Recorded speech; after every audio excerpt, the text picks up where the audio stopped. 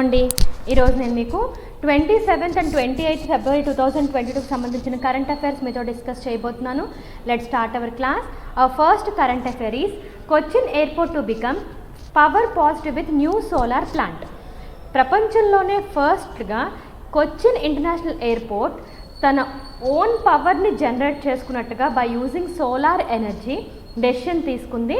Cochin airport international airport is to set to commission 12 megawatts power of solar power plant on March 6th నుండి start చేయబోతుంది. ఎక్కడ అంటే in the Kannur district of Kerala.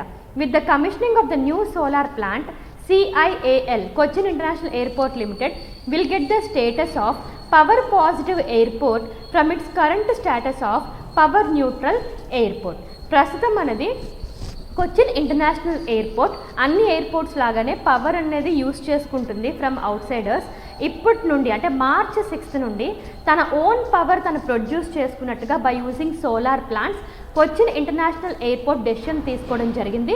It's a number 1 airport that is taking this decision. Moving on to the next current affair.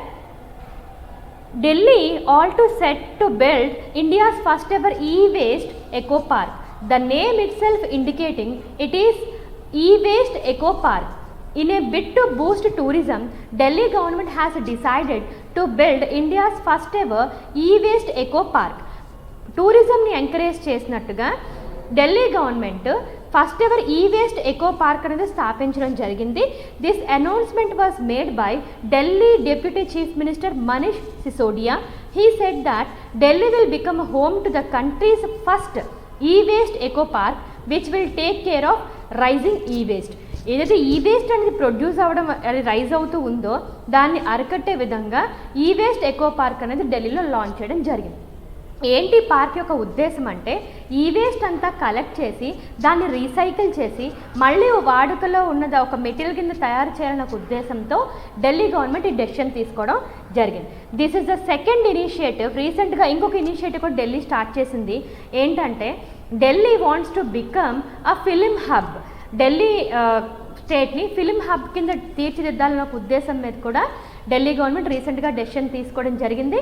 అలాగే this the second one that constructing of e waste eco park. Moving on to the third current affair.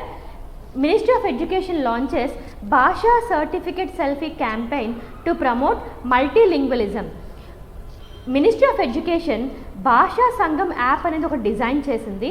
It's an online language learning app. So మనకి ఏవైతే 22 official languages ఉన్నాయో 22 official languages కూడా మన ఒక app ద్వారా నేర్చుకునే అవకాశాన్ని మినిస్ట్రీ ఆఫ్ ఎడ్యుకేషన్ మనకి ప్రొవైడ్ చేసింది.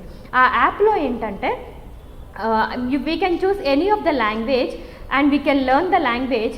అంటే ప్రభుత్వం యొక్క ముఖ్య ఉద్దేశం ఏంటంటే ఏ సిటిజన్ కూడా వేరే స్టేట్కి వెళ్ళినప్పుడు అక్కడ లాంగ్వేజ్ తెలియక ఇబ్బంది పడకూడదని ఏవైతే అవసరమైన పదాలు ఉంటాయో అవన్నీ కంపల్సరీగా నేర్చుకునేట్టుగా ఒక 100 words డిజైన్ చేసి ఈ యాప్ అనేది డిజైన్ చేయడం జరిగింది. Once completion of any language we will be provide with an e certificate. So that certificate is named Bhasha certificate selfie. So the entire course is designed in the game like session app. ఇదంతా కూడా game like session మ్యాప్లా ఉంటుంది. Each lesson is personalised based on users accuracy level in answering questions. So మన కరెక్ట్గా answer చేస్తే మనం తొందరగా వేరే లెవెల్కి వెళ్ళిపోయే అవకాశం ఉంటుంది. అలాగే 500+ కల్చరల్ టిప్స్ కూడా అందులో ఇవ్వడం జరిగింది. మన స్కోర్ కూడా స్టార్ రేటింగ్ కూడా అలాట్ చేయడం జరిగింది. Final certification government of India మనకి ప్రొవైడ్ చేస్తుంది. So this is the first of all this kind of app is been launched by the ministry of education. Moving on to the next current affair. Tamil Nadu surpasses Karnataka became top state in overall installed renewable capacity. అంతకు ముందు వరకు కర్ణాటక ప్రభుత్వం installed renewable energy దీనిలో first ప్లేస్లో ఉండేది. Install renewable energy అంటే ఏంటంటే the power generation capacity of a particular plant.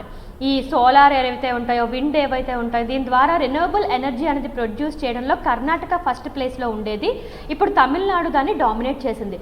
Karnataka 15,795 megawatts of electricity produce చేస్తే Tamil Nadu 15,914 megawatts of renewable energy produce చేసి కర్ణాటకని తమిళనాడు క్రాస్ చేయడం జరిగింది. Moving on to the next current affair. Center sets up high level task force to study impact of sanctions against Russia. మన central government ఏదైతే ఉందో ఇప్పుడు రష్యాకి యుక్రెయిన్కి war జరగడం వల్ల రష్యా మీద కొన్ని శాంక్షన్స్ విధించడం జరిగింది వేరే అదర్ కంట్రీస్. ఆ శాంక్షన్స్ వల్ల ఇండియాకి ఏదైనా ఎఫెక్ట్ అవుతుందేమో తెలుసుకోవడానికి ఒక ప్యానల్ని ఏర్పాటు చేయడం జరిగింది మన central government.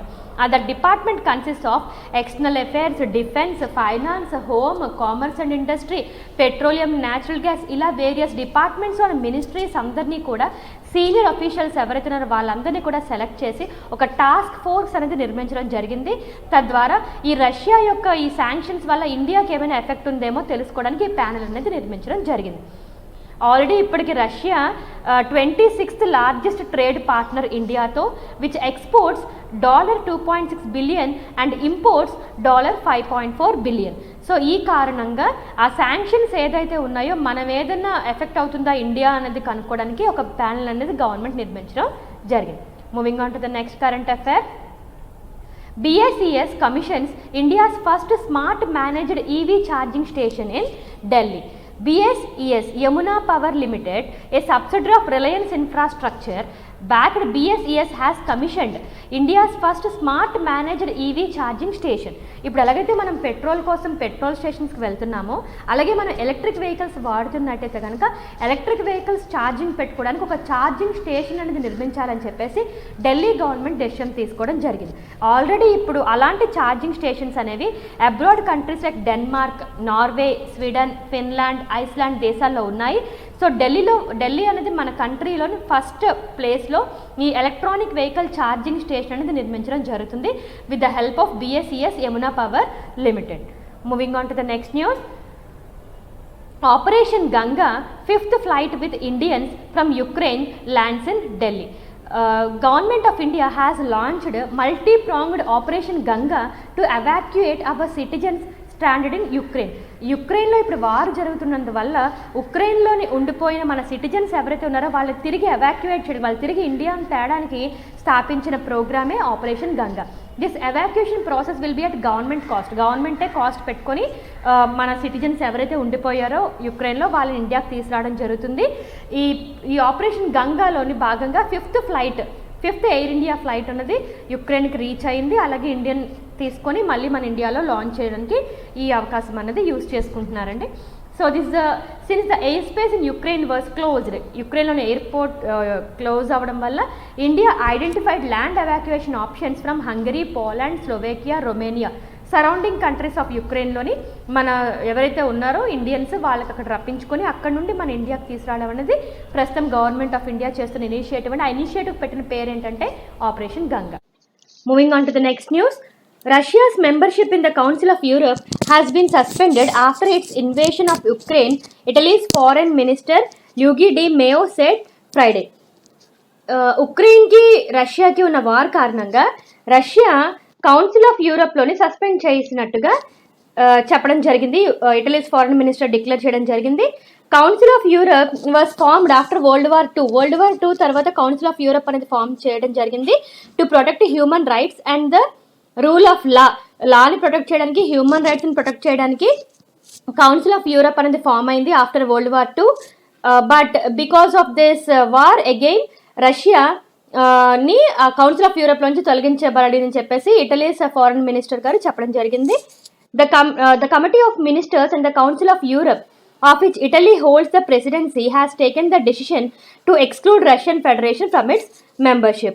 Italy considers this to be a necessary measure in the light of Russia's unacceptable military aggression against Ukraine, which constitutes a serious violation of the international law. International లాని సీరియస్గా violate చేసిన కారణంగా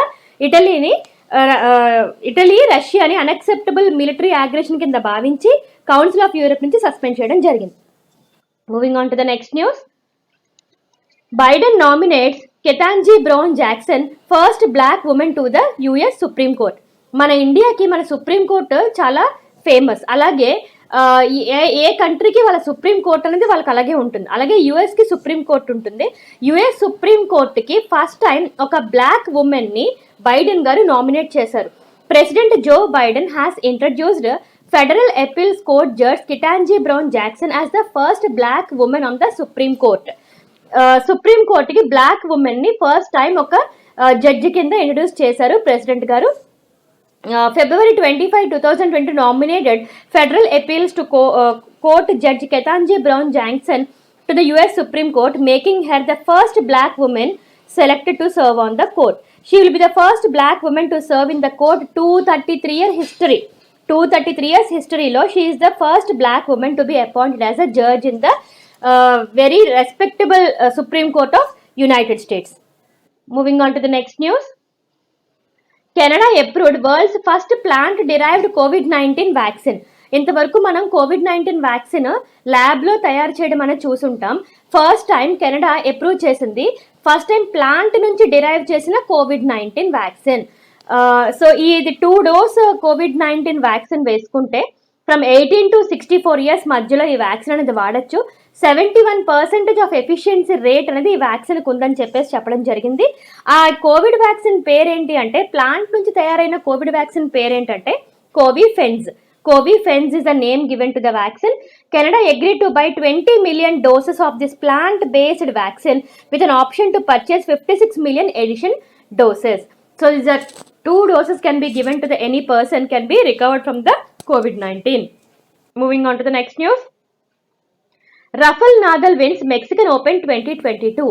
Rafael Nadal of Spain beat British number 1 Cameron Norrie to win the single title of Mexican Open 2022. So ఈ opens అనేవి చాలా important for the competitive exams point of view. మనకి Mexican open అవ్వచ్చు, లేకపోతే రియో ఓపెన్ అవ్వచ్చు, ఈ kind of కొన్ని opens అనేవి జరుగుతూ ఉంటాయి. అందులోని విన్నర్స్ ఎవరి మీద గెలిచారు అనే క్వశ్చన్స్ మనకు వస్తూ ఉంటాయి. అలాగే విన్నర్ ఏ దేశానికి సంబంధించిన వ్యక్తి అని కూడా మనకు క్వశ్చన్ అడిగే అవకాశం ఉంటుంది. మెక్సికన్ ఓపెన్ రఫెల్ నాదల్ గెలిచారు. రఫెల్ నాదల్ ఫ్రమ్ స్పెయిన్ అని చెప్పేసి గుర్తుపెట్టుకోండి. ఎవరిని బీట్అవుట్ చేశారు అంటే బ్రిటిష్ క్యామరన్ నూరిని బీట్అవుట్ చేసి రఫెల్ నాదల్ మెక్సికన్ ఓపెన్ గెలిచారు. Moving on to the next news. 27th February world NGO day కింద గుర్తించడం జరిగింది. వరల్డ్ ఎన్జిఓ డే అంటే ఎన్జిఓ అంటే నాన్ గవర్నమెంటల్ ఆర్గనైజేషన్ అని అర్థం. సో మనకి దేశంలో నాన్ గవర్నమెంట్ ఆర్గనైజేషన్స్ అలాగే నాన్ ప్రాఫిటబుల్ ఆర్గనైజేషన్స్ అనేవి అంటే without any profit they will meant to serve the public. So అలాంటి వాటికి ఆనర్ ఇవ్వడం కోసం to recognize, celebrate and honor non-government and non-profit organizations and also those who contribute their time and effort in making society a better place to live in.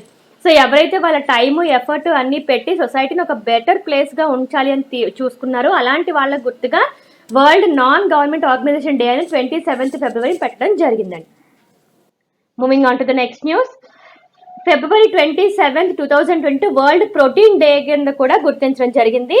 February 27th is celebrated as National Protein Day to create awareness about protein deficiency and encourage people to include of its macronutrient in their diet. Protein అనేది ఖచ్చితంగా ఒక న్యూట్రియంట్గా భావించి డైట్లో ప్రతి ఒక్కరు include చేయాలి అని చెప్పి ప్రోటీన్ డెఫిషియన్సీ వల్ల ఒంట్లో ఏర్పడ్డ మార్పులు ఏవైతే ఉన్నాయో అవి గురించి డిస్కరేజ్ చేసి అలాగే పీపుల్ని ఎంకరేజ్ చేయడానికి ప్రోటీన్ తినడానికి ఎంకరేజ్ చేసినట్టుగా ఒక వరల్డ్ ప్రోటీన్ డే అన్నది February 27th గుర్తించడం జరిగింది. So the day was launch on February 27, 2020 by the Right to Protein, a national level public health awareness initiative to educate people about the importance of adequate protein consumption for the better nutrition, health and well-being. Moving on to the next news. Polio national immunisation day observed on 27th February. అలాగే 27th February polio ఇమ్యునైజేషనల్ day కింద కూడా observe చేయడం జరిగింది. మన India ఇప్పటికే polio free country కింద పేరు వచ్చింది. అలాగే చిన్నపిల్లలకి ఇంకా కూడా పోలియో వ్యాక్సిన్ అనేది ఇవ్వడం జరుగుతుంది. సో February 27th అలాగే పిల్లలకి వ్యాక్సిన్ అనేది వేశారు. సో అందుకే February 27th polio national immunisation day కింద గుర్తించారు. So every child below under 5 years of age will be considered for this polio drops. Over 15 crore children will be covered under the drive across all the 36 states and union territories and 735 districts.